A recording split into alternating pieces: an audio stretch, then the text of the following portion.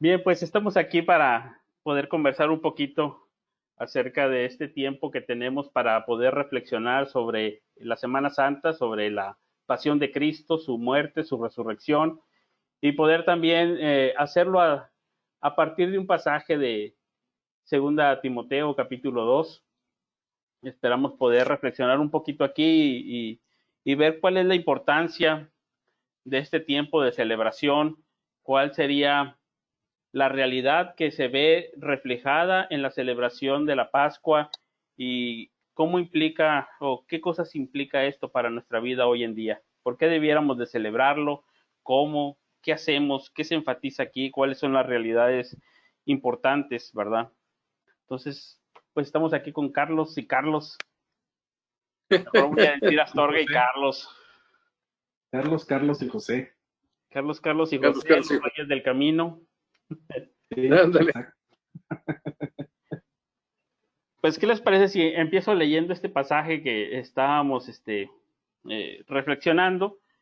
Y dice en 2 Timoteo capítulo 2 versículo 8 al 13, dice, acuérdate de Jesucristo, del linaje de David, resucitado de los muertos conforme a mi evangelio, en el cual sufro penalidades hasta prisiones a modo de malhechor, mas la palabra de Dios no está presa.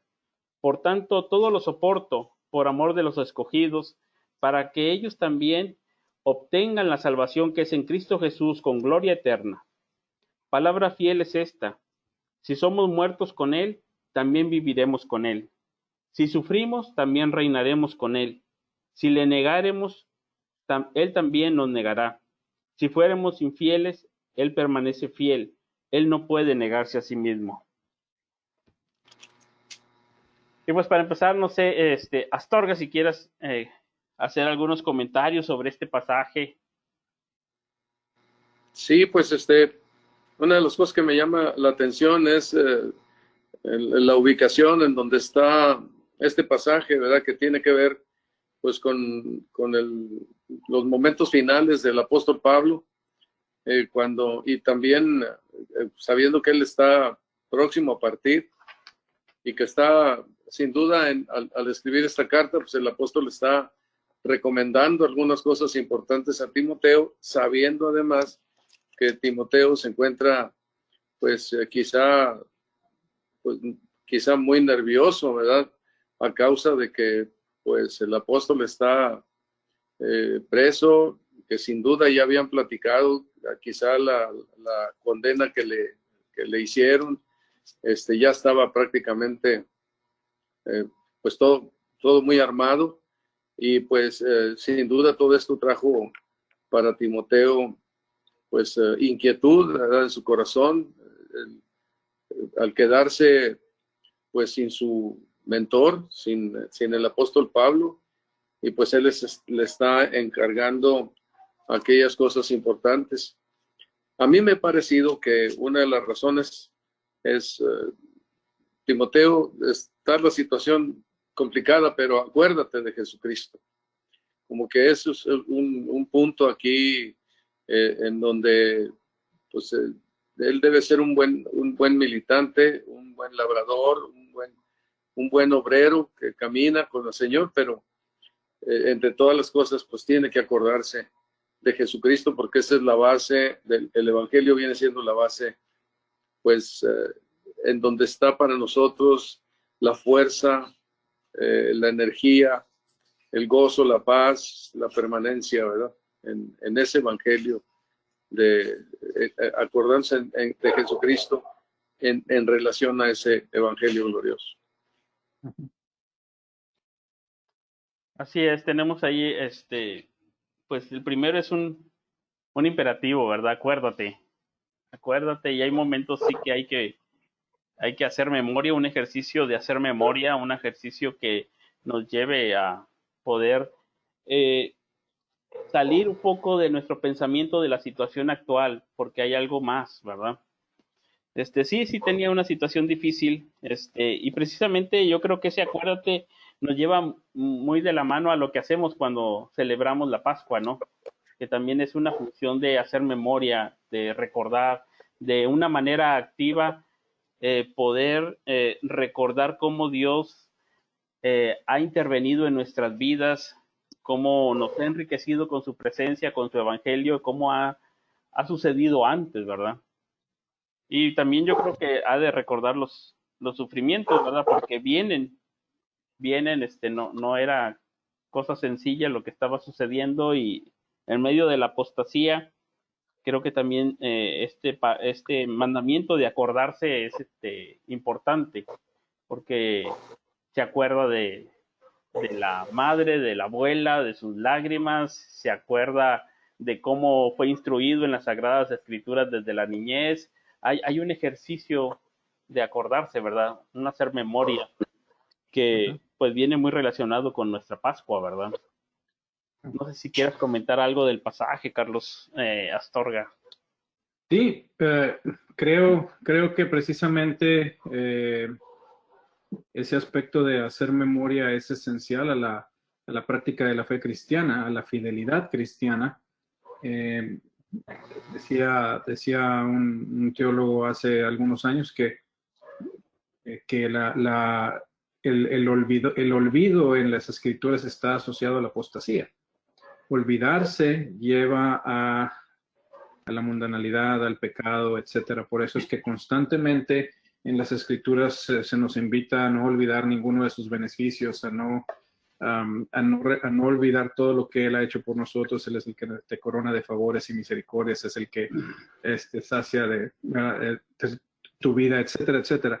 Pero en medio de todas esas oportunidades para el recuerdo, la oportunidad máxima y la oportunidad central a la experiencia del cristiano en el contexto de la iglesia es el hacer memoria del sacrificio de Jesucristo por nosotros en la cruz. Y entonces, al recordar la obra que Él hace por nosotros, es que nosotros tenemos ahí esa motivación para hacer lo que dice al principio del capítulo: esfuérzate en la gracia que es en Cristo Jesús. El esfuerzo en la gracia viene de recordar cuál fue el modelo que Cristo nos dejó y cómo fue que Él nos redimió, y cómo es que en esa forma nosotros también participamos con Él en el proceso de servir a los demás y de avanzar el Evangelio a todas las naciones, ¿verdad? La Pascua se convierte en recordar lo que Cristo hizo, y en recordar cómo lo que Cristo hizo es lo que es nuestro modelo para nosotros también vivir hacia adelante. Ok. Pues sí tiene también una connotación hacia el futuro, ¿verdad? En la celebración de la Pascua, en la última copa, veían precisamente hacia el futuro. Incluso hoy en día, cuando los judíos celebran la Pascua, toman la última copa y dicen la próxima en Jerusalén. Nosotros no decimos eso, pero nosotros recordamos al Señor Jesucristo, que dijo la próxima en el reino de mi Padre, ¿verdad?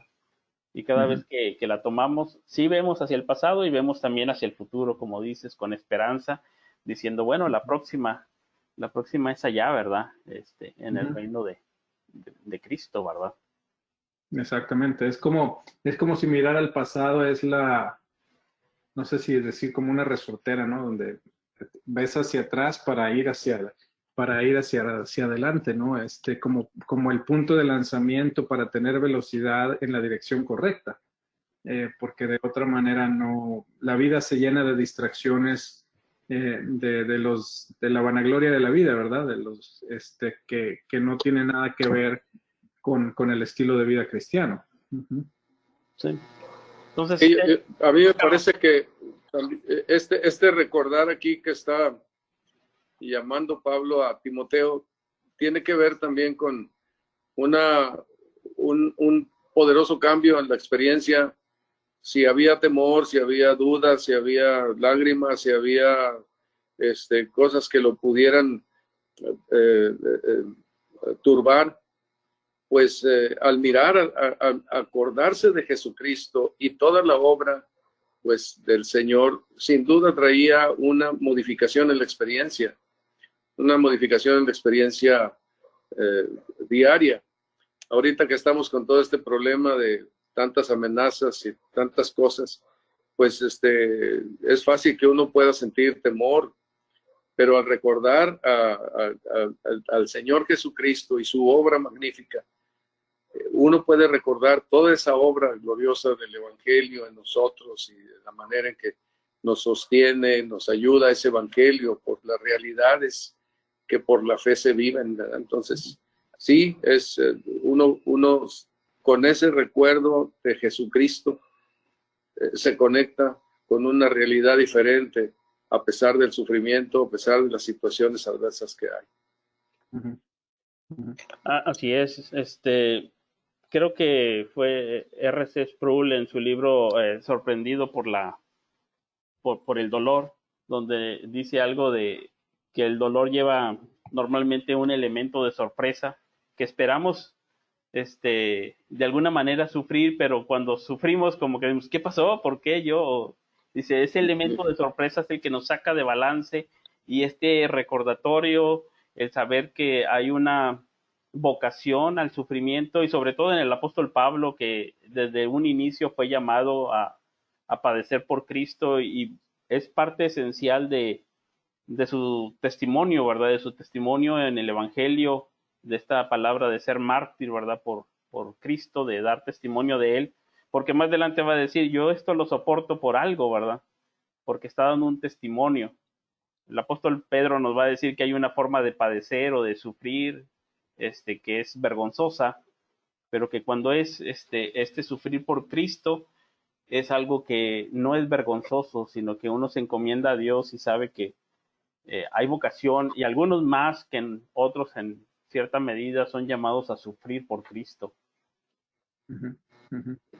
Sí, y ahora creo yo que esa es a veces uno puede tomar la enseñanza del Evangelio de una manera inapropiada y casi, van, no, no, eh, puedo dar un ejemplo. Está aquí en los Estados Unidos hay algunas iglesias que en medio de la recomendación del gobierno de que no se reúnan, han decidido ignorar las instrucciones y continúan reuniéndose bajo el argumento de que el Espíritu Santo les protege, ¿verdad?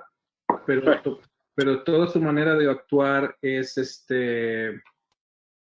muy arrogante. No es una expresión de amor hacia el prójimo, ni hacia los incrédulos, ni hacia nadie alrededor de ellos. Es más bien como si yo soy omnipotente, no sé, yo tengo una protección que me hace ser irresponsable. Eso no es el llamado a un sufrimiento, ¿verdad?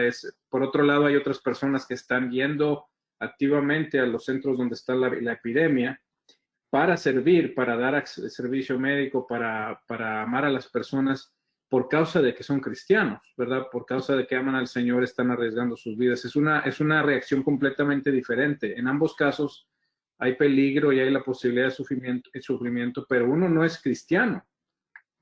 Uno es usar el cristianismo como excusa para ser arrogante, ¿verdad? Y en el otro caso sí estás verdaderamente imitando a Cristo, en mi opinión. Sí. Y eso es importante de entender la manera en la que los sufrimientos de Cristo nos deben de llevar nosotros a tener una vida que acepte el sufrimiento, pero no para vanagloria, sino por causa de estar en la misma misión de Dios, donde sea que Él está llamándonos a servir, ¿no? Así es. Bueno, y ahora que estamos por celebrar la Pascua y estamos recluidos, por así decirlo, finalmente la Pascua, al no estar asociada con el templo, sino más bien se hacía en las casas como más familiar, pues como quiera se podía celebrar, aunque no tuvieran un templo. En la cautividad podían celebrar la Pascua, o en la dispersión donde estuvieran, ¿verdad? Porque no estaba asociada precisamente al templo.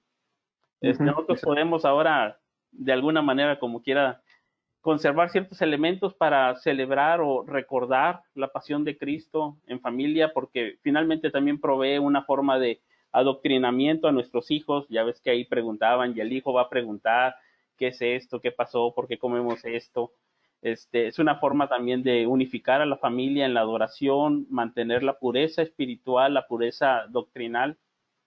Este, ¿Cómo ven esta parte de la celebración ahora que estamos en cuarentena?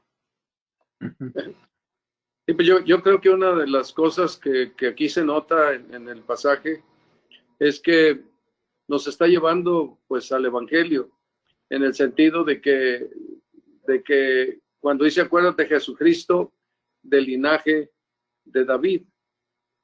Y entonces esto pues nos habla de toda la pues del linaje humano del Señor Jesucristo, para recordarnos que era 100% hombre, que ahí en ese linaje de David hay toda una historia, toda la historia que vemos en el Antiguo Testamento, que vamos viendo, que observamos cómo se desarrolla y vamos encontrando cómo va caminando el linaje del Señor hasta llegar a su nacimiento. Y tenemos las genealogías que se presentan con frecuencia, porque sí es importante que para nosotros quede claro que siendo del linaje de David es un hombre perfectamente humano, con un linaje humano. No descendió del cielo como un marciano, ¿verdad? Ya perfectamente desarrollado, sino que era necesario que hubiera todo eso que es tan importante en el Evangelio, que él era verdaderamente hombre, del linaje de David. Sí, y en cuanto a como decías, José Luis, en cuanto a la posibilidad de la celebración de la Pascua en el contexto de la familia, yo creo que definitivamente, ¿verdad? En un sentido, la familia es como la forma más nuclear de la iglesia, en el sentido de que podemos juntos hacer memoria y podemos juntos participar en las oraciones, en el partimiento del pan, y, ¿verdad? Lo que hacían los primeros creyentes en las casas, eh, definitivamente es algo que se puede hacer. Creo yo que también al tener alguna experiencia de celebración de la Pascua en los hogares, tenemos que recordar que estamos también viviendo de una manera distinta y a lo mejor un poco más clara la realidad de la iglesia universal, ¿verdad? Estamos muy acostumbrados a pensar, esta es la iglesia, aquí es a donde voy, estos son los creyentes y aquí es donde está mi comunión. Pero cuando se nos ha esparcido, así como estamos ahorita, como que estamos, ¿verdad? En la diáspora. Sí. Sí, pero eso nos hace recordar que todos nuestros hermanos con los que normalmente hubiéramos estado cerca siguen siendo parte de nuestro cuerpo, igual que los que están en Afganistán o en donde sea, ¿verdad? O sea, y es una nueva claridad de la realidad de la universalidad de la iglesia. Y al estar ahora nada más en grupos tan pequeñitos, debemos de forzarnos a pensar, esto que estamos haciendo aquí, millones de creyentes están haciendo al mismo tiempo alrededor del mundo, igual que los domingos antes de la pandemia, pero ahora es mucho más real porque no podemos estar siquiera con los que estábamos cerca, ¿verdad? Pero no por eso no estamos celebrando juntos. O sea, hay un aspecto interesante espiritual a la realidad de la celebración que une a los creyentes con Cristo, aunque los creyentes mismos no estén unos en presencia de los otros, ¿no? Uh-huh. Sí, y finalmente el que los unía en la celebración de la Pascua no era Moisés, digamos, no estaban alrededor de un líder, sino alrededor de Dios, ¿verdad? Era centrado en Dios y tenía significados espirituales más profundos y sin depender precisamente de un líder especial o de un caudillo. Exactamente. Ahora tenemos... El caudillo no había provisto las instrucciones de Dios, sí, pero toda la celebración no tenía ninguna conexión con el caudillo mismo. Moisés no se menciona en lo absoluto en la celebración de la Pascua. Solamente había dado las instrucciones, ¿verdad? Y al recibir las instrucciones, todas las instrucciones tenían que involucrar la mayoría de los sentidos, ¿verdad? De los seres, de nosotros como seres humanos, tenían que ver, tenían que oler, tenían que degustar todo lo que había implicado en la muerte del Cordero y en lo amargo que era el proceso de redención para el Cordero, ¿no? Para que ellos tuvieran libertad y salvación y no hubiera mortandad, ¿no? Así es. Astorga, ibas a comentar algo. Sí, bueno, que una de las cosas que es importante aquí es que como una consecuencia del Evangelio, todos nosotros estamos por el poder del Espíritu Santo bautizados en un cuerpo. Pero esto es mucho más que solamente una frase, sino que es la realidad de un hecho en donde todos estamos unidos en Cristo Jesús, a pesar de que estemos distantes. Entonces nos trae esa claridad de cómo estamos unidos con la iglesia histórica, la iglesia verdadera histórica, y cómo estamos unidos nosotros con nuestra iglesia local y con otras iglesias de nuestra época que también constituyen la iglesia universal. Pero el hecho es que estamos unidos en Cristo en una manera real, palpable, muy evidente, espiritualmente hablando, pero que nos da esa, aunque estemos lejos, nos da esa conexión, ¿verdad? Unos con otros en Cristo Jesús. Así es. Bueno, y tenemos ahí en el pasaje también estos contrastes que hace entre el sufrimiento y la gloria. Sí tenemos del linaje de David y tenemos su resurrección, un linaje real, pero contrasta con que él está como preso. Y más adelante va a decir, si sufrimos, reinaremos. Y entonces está contrastando estas partes de gloria y sufrimiento, ¿verdad? Las dos las pone dentro de este texto, porque una arroja luz y esperanza sobre la otra, ¿verdad? Para que le dé sentido. Esto es lo que decía Lutero, ¿no? Cuando hablaba de la teología de la cruz. Y él hablaba de los teólogos de gloria y de los teólogos de cruz.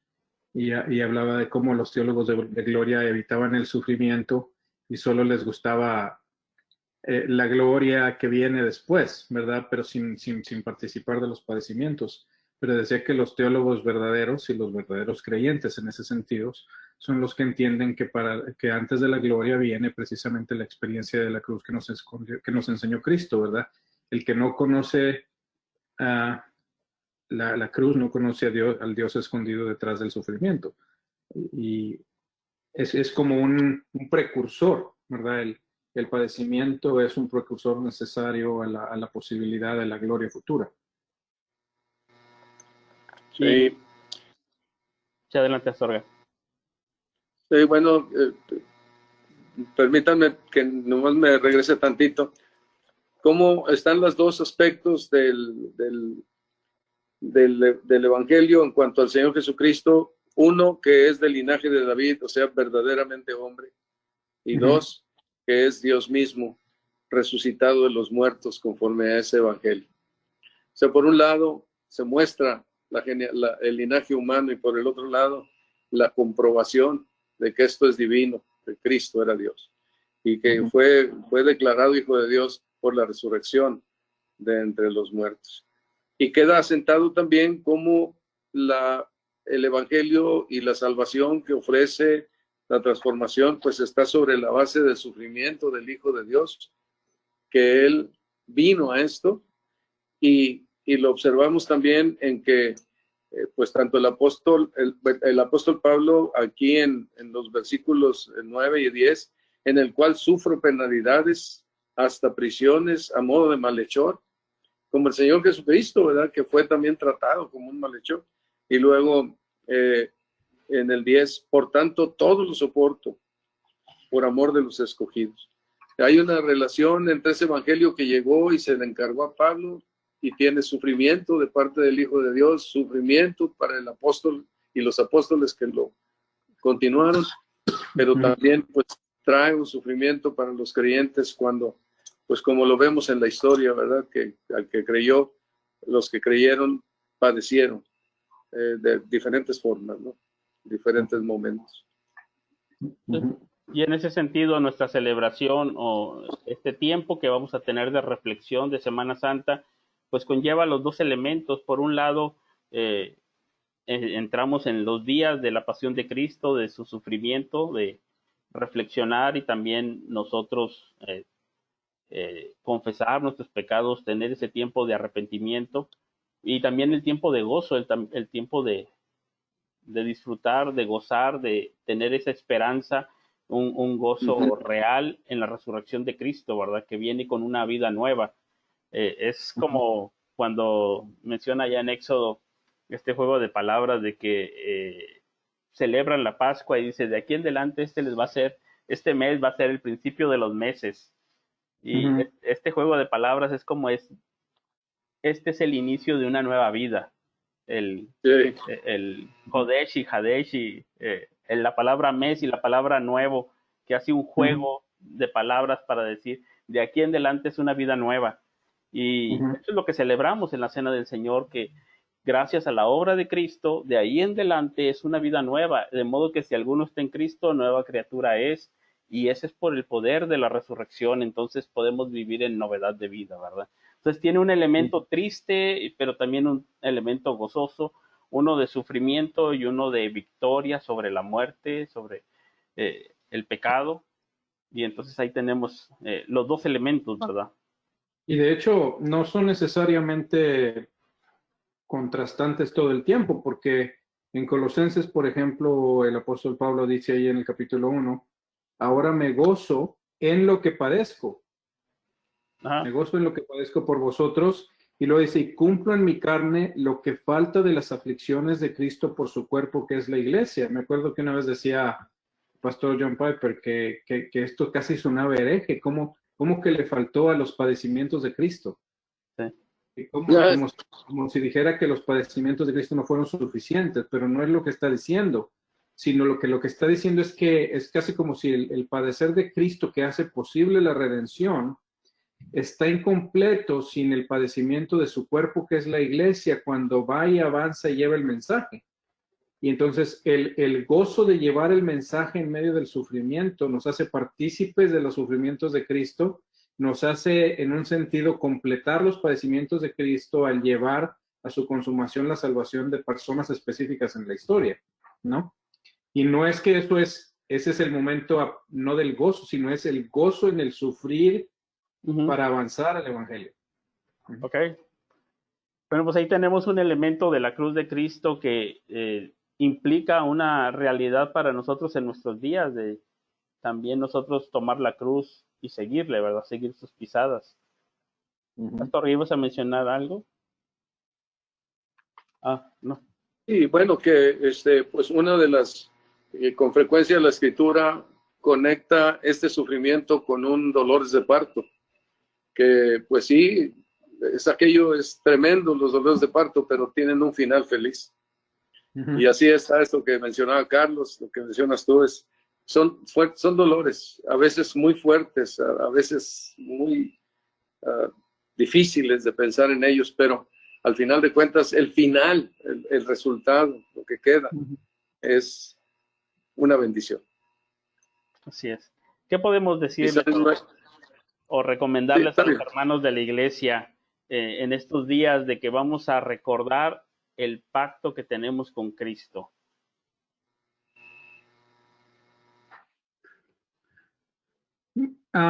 Bueno, no sé si esto es a lo que te refieres con la pregunta, pero recuerdo cómo me ha llamado a mí la atención a lo largo de los años la celebración de la Cena del Señor como un evento en el que el Señor siempre nos invita a acercarnos a Él, ¿verdad? Hay a veces, creo yo, en las iglesias o en algunas iglesias un énfasis en que si no estás bien con Cristo, no te acerques, ¿verdad? Y es casi una amenaza. Hey, si tú no te has examinado a ti mismo, no participes, abstente. Pero, y sí es cierto, o sea, la abstención debe de ser considerada por las personas, pero el énfasis del texto no es hacia la abstención. El énfasis del texto es pruébese cada uno a sí mismo y coma del pan y beba de la copa. En otras palabras, las escrituras nos enseñan que Dios... Se está apagando aquí la luz, perdón, voy a hacer aquí. Tengo que moverme, si no se apaga el foco. El Señor lo que quiere, o sea, las escrituras nos dicen que Él nos anhela celosamente. No, cuando nosotros nos apartamos del Señor, el Señor no desea desecharnos.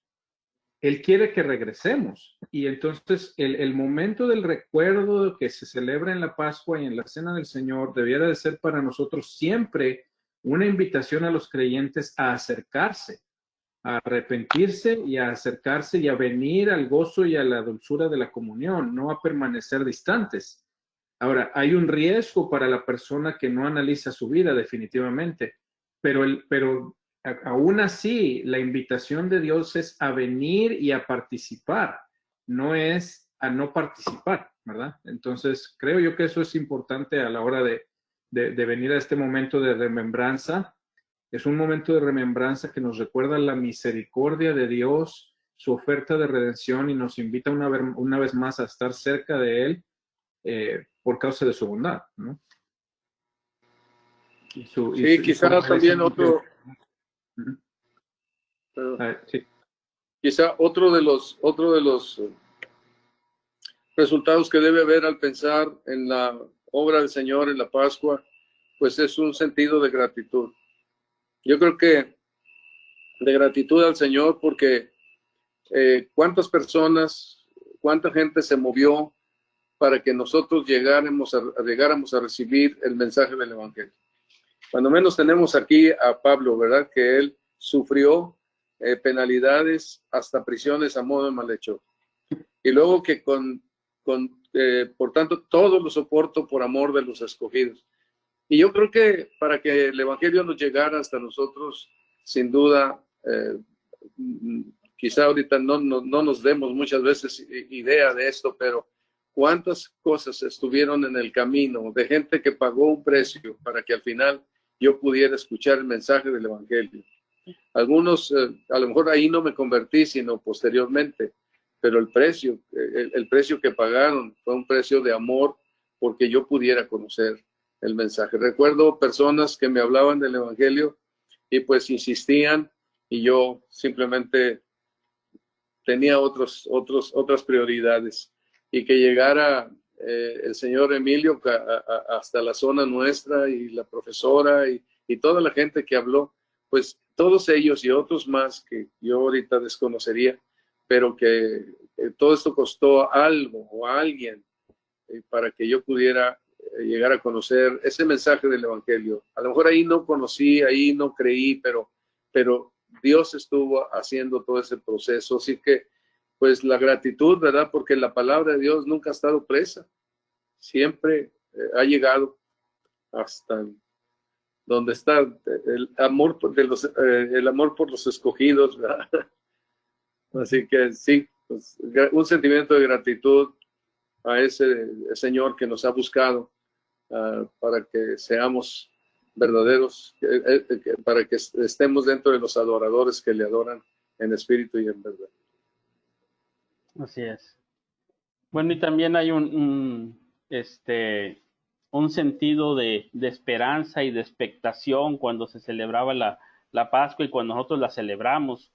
En la primera Pascua recordamos que la celebran de noche, pero la celebran ya vestidos y con el bastón en la mano, con esa expectativa de salvación, de salir, de que llegaba el día, ¿verdad? Algo como lo que dice el apóstol Pablo, que ahora nosotros la noche está avanzada, estamos esperando el día y dejamos glotonerías y nos vestimos de Jesucristo y nos dejamos de las cosas mundanas y necesarias porque estamos con esa expectación, ¿verdad? De ese día, ¿verdad? La noche está avanzada y estamos celebrando la Pascua con esa expectación de la venida de Cristo, de su reino y de decir, ya estamos muy cerca, ¿verdad? Entonces, desechemos las cosas de las tinieblas y vistámonos de la luz, ¿verdad? De la justicia. Entonces, tenemos ahí varias cosas que podemos retomar a la hora de estar en nuestra celebración. Yo les llamaría también a la iglesia que en la parte de meditación, de reflexión, de meditar en el sufrimiento, que recordemos también a aquellos que están sufriendo, que están padeciendo en alguna manera, que oremos por ellos y después tengamos también el tiempo de gozo, de celebración. Dios nos da estos momentos de fiesta para recordar su bondad también, recordar su cuidado, su bondad, cómo llegó Él a nuestras vidas, de dónde nos sacó, cómo nos salvó y poder celebrarlo, ¿verdad? Es la bondad de Dios la que celebramos. No sé si tengan alguna palabra para concluir, Carlos o Astorga. Bueno, una de las cosas que me llamó mucho la atención aquí es que el apóstol Pablo sufría penalidades, soportaba los sufrimientos y dice por amor de los escogidos. Y creo yo que al celebrar la Pascua debemos recordar pues a nuestros hijos, nuestros nietos, nuestros amigos, familiares, personas diferentes que pudieran estar siendo llamados por el Señor para que vengan a su conocimiento. Dice, para que ellos también, y me gusta esta frase que está aquí en la 60, para que ellos también obtengan la salvación que es en Cristo Jesús con gloria eterna. No una salvación nada más de un nombre, ¿verdad? Ahora soy muy feliz porque soy cristiano. No, con gloria eterna, con esa eternidad que va tan grande, tan gloriosa, tan plena para todos nosotros. Entonces, al estar celebrando la Pascua, pues debemos de recordar esto, ¿verdad? Que mucha gente necesita, debemos de tocar la puerta de los corazones para que quizá ahí haya también escogidos que también obtengan la salvación que es en Cristo Jesús con gloria eterna. Sí, a mí también. Creo yo que en cierto sentido, pues toda la escritura es una, la consumación del mensaje de redención se encuentra en el evento de la verdadera Pascua en la cruz. Y hacia el Nuevo Testamento, entonces vemos todo el desarrollo de todas las implicaciones y matices y riqueza que hay en ese evento de redención, no solamente como un instante que transforma nuestras vidas, sino que transforma todo lo que hacemos en la vida, ¿verdad? Y un pasaje que me gusta en relación a eso es 2 Corintios 5, ¿verdad? Como dice que el amor de Cristo nos constriñe, pensando que si uno murió por todos, luego todos murieron. Y por todos murió para que los que viven ya no vivan para sí, sino por aquel que murió y resucitó por ellos. De manera que nosotros, de aquí en adelante, a nadie conocemos según la carne, y aun si Cristo conocimos según la carne, ya no lo conocemos así. Lo que está tratando de decir, creo yo, es que nuestra experiencia de relación con otros es una experiencia que está gobernada por la Pascua, ¿verdad? Ya no es como era nada más ante una relación que no tiene nada que ver con lo que Cristo hizo. Pero y si entonces dice, de modo que si alguno está en Cristo, nueva criatura es, las cosas viejas pasaron y aquí todas son hechas nuevas. Y todo esto de que él murió y entonces todos murieron, ¿verdad? Para que ya no vivamos para nosotros, sino para Él. Y dice, y todo esto proviene de Dios, quien nos reconcilió consigo mismo en la muerte de Cristo, en la Pascua, ¿verdad? Y nos dio el ministerio de la reconciliación, que Dios estaba en Cristo reconciliando consigo al mundo, no tomándoles en cuenta a los hombres sus pecados, sino se encargó a nosotros la palabra de la reconciliación. Entonces, todo eso está ahí en esa expresión de la Pascua, como es esa frase tan admirable, que Dios estaba en Cristo no tomándole en cuenta a los hombres sus pecados. ¿Qué cosa más gloriosa? Que lo que Él hizo ahí nos hace ahora nosotros tener todo una nueva anhelo de vida, ¿verdad? En el que ya no vivimos para nosotros, sino para Él, para que esa misma reconciliación que nosotros recibimos sea lo que nosotros también proclamamos, que Dios estaba en Cristo, no tomándole en cuenta a los hombres sus pecados, y nos dio a nosotros el ministerio de la reconciliación. Ese mismo anunciar, ese mismo mensaje, creo yo, en palabra y con nuestros hechos, ¿verdad? Sí. Nomás un breve comentario. A mí me llamó la atención aquí la frase, mas la palabra de Dios no está presa. Y creo que esto que dice Carlos viene a colación en ese sentido. La palabra de Dios no está presa porque nosotros la llevamos. Porque nosotros llevamos ese ministerio de reconciliación. Y aún en la época en que Pablo estaba preso, había otros que estaban predicando. Ciertamente algunos no bien, pero otros lo estaban haciendo correctamente. Y Pablo se gozaba si lo hacían bien o si no lo hacían bien. La palabra de Dios no está presa, el evangelio debería de fluir, ¿verdad? Pero es por medio de nosotros, no es porque ande volando por ahí como una onda de radio, es nosotros somos los que hacen posible que la palabra de Dios no esté presa, porque donde quiera que nosotros estemos, ahí está la palabra de Dios para poderse comunicar a los demás. Bueno, pues que es el Evangelio, la palabra de Dios. Está bien. Perdón, Sí. en este contexto me parece que es la palabra de Dios es eso. Todo lo que tiene que ver con este mensaje glorioso de la Pascua, del Evangelio. Pues tenemos ahí la invitación estos días que no va a salir de casa, que es Semana Santa, que no va a trabajar desde casa tampoco, viernes, sábado. Tómese un tiempo para meditar en la obra de Cristo. Domingo lo esperamos para la reunión y podamos celebrar la resurrección de Jesucristo. Tomemos un tiempo también, a lo mejor para recordarlo en familia, que sea también de instrucción para sus hijos, que pueda ser un buen tiempo de reflexión teológica sobre la obra de Jesucristo, un buen tiempo que lo lleve a la adoración, a la gratitud al Señor, a la comunión y poder considerar el Evangelio. Les voy a dejar por ahí también unos links de unos artículos que escribió Carlos Astorga hace un tiempecito sobre la Pascua en el Antiguo Testamento, en el Nuevo Testamento y atendiendo algunas preguntas que tienen sobre la Pascua para que los puedan también leer en estos días. Sirve que tienen tiempo, dediquen un poco de tiempo para esto y que el Señor les bendiga. No sé si hay alguna otra palabra, Carlos o Astorga. No, igualmente que Dios les bendiga y gracias por el tiempo de escuchar esto, y si hay cualquier comentario nos gustaría saber qué preguntas surgen de escuchar esta conversación, ¿no? Sí. No, que el Señor bendiga a mis hermanos, a los que están pasando por situaciones difíciles, los que tienen necesidades, los que traen una debilidad física por enfermedades.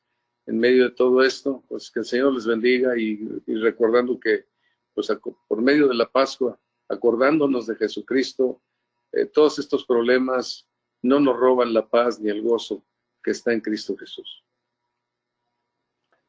Amén. Bendiciones.